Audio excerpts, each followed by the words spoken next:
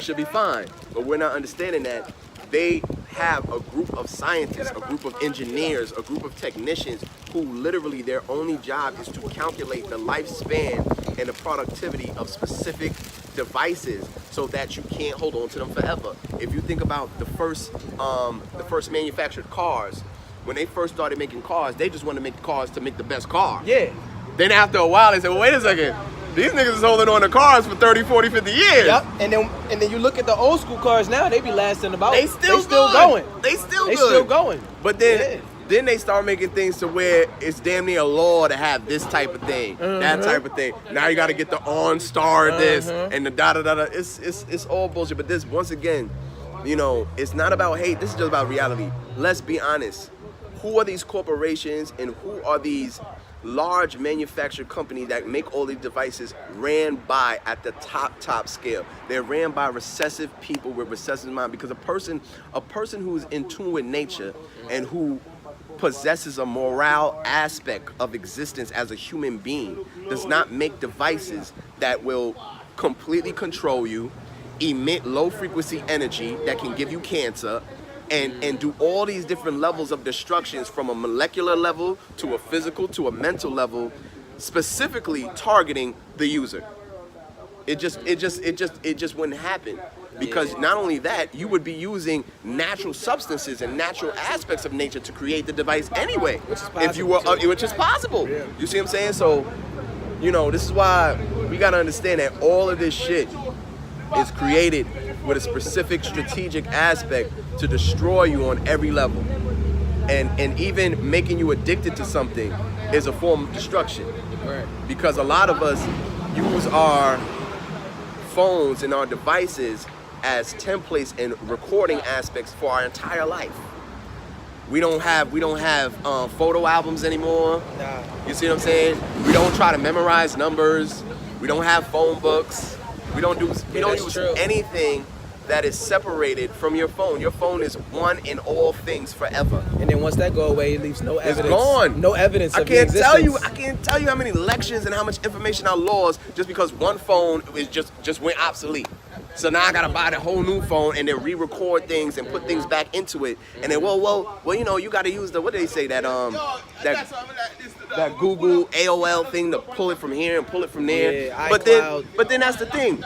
That means you have to use Wi-Fi to put it somewhere else and put it there instead of your own phone being recorded in it and locked in there. You see what I'm saying? So once again, what I'm doing is saying, oh, well, you want the solution to that? We'll get dependent on this other thing, which is Wi-Fi. And at the end of the day, Wi-Fi is nothing but a signal that's controlled by somebody else. You don't control Wi-Fi. Wi-Fi is a signal. I don't give a fuck how much you pay your bill. I don't give a fuck how on time you are. If they press a button, you ain't got no goddamn Wi-Fi. So, you know, once again, everything's about control. That's why I'm not gonna lie. My goal with everything is to need as little as possible. Use as less as possible. Whether it comes to food, electronics, you know what I'm saying? I ain't got no cable, I ain't got no Wi-Fi in my house, tons of DVDs. You look at me like an old school motherfucker if you want, but I'll tell you one thing, all this shit go down tomorrow, guess what? I got a generator, I got a full-blown library of all my favorite shows, my favorite movies, I got hundreds of books, I'll be all right. But a lot of y'all motherfuckers will be running the streets going crazy because you can't get on Instagram or because you can't get Wi-Fi on your phone. You'll lose all your precious pictures, you'll lose everything. You know, I hear a lot of people say, oh, I use Instagram to store pictures. What happens if Instagram goes? What happens if they take Instagram out and try to put an upgraded, super special version of Instagram, and that Instagram you had all your shit locked in on is obsolete, it's gone now. So now you have to use the new type of Instagram. You understand what I'm trying to say? Yeah, it's not your account. It's not your owned by account. them. You gotta re-log in, blah, blah, blah. Perfect example, when they took off my page for the third time, so much information was on those pages that was just wiped clean. Just wiped clean by the press of a button by somebody else who did not like me conveying facts, knowledge, information, and science. So therefore, you wiped all the information clean from all existence. Why do you think they did that? Why else do you don't think they did that? See, the difference is, I can post something that you claim or you want to refer to as revolutionary. You want to refer to it as black power. You want to refer to it as the symbolism of fighting and self-preservation. But when I attach symbols to scientific facts that can't be denied and can't be relabeled as hate, now you have a problem.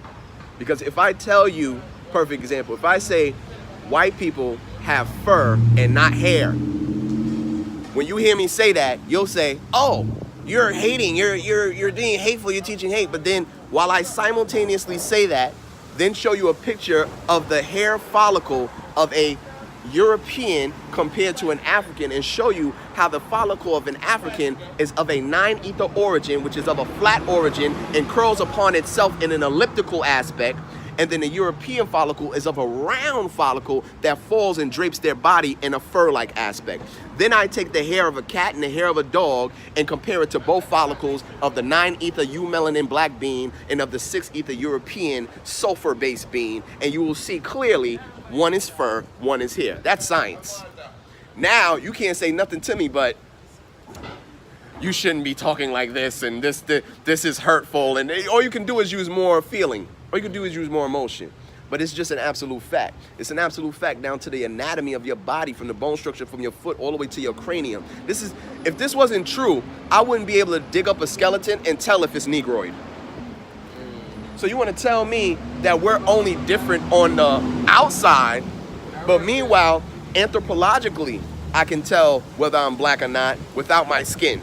Without my flesh, without my meat, without my heart, I can tell that that's a black man under tons of soil that goes back millions of years.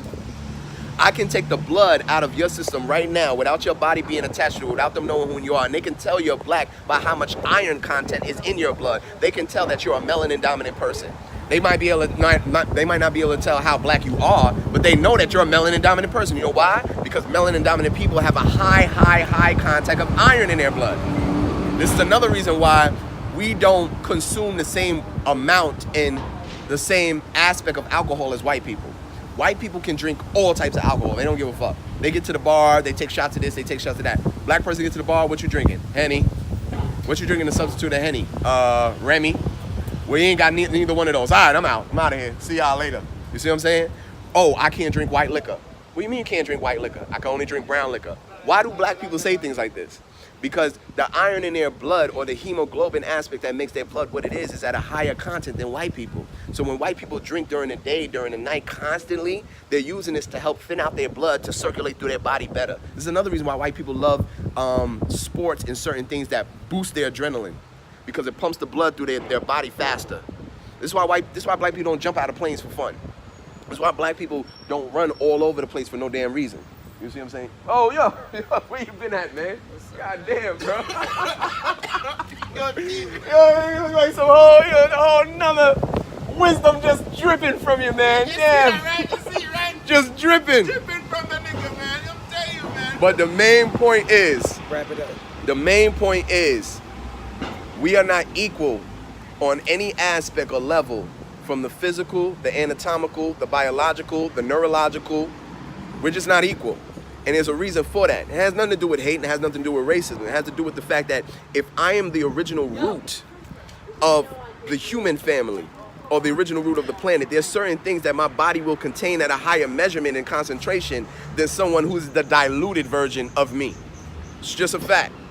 So, you know, wrapping it up, Mind Ascension, y'all already know. Subscribe, like, share, comment, challenge, whatever the case may be. And understand that you are different for a reason. Understand that nothing in existence is equal.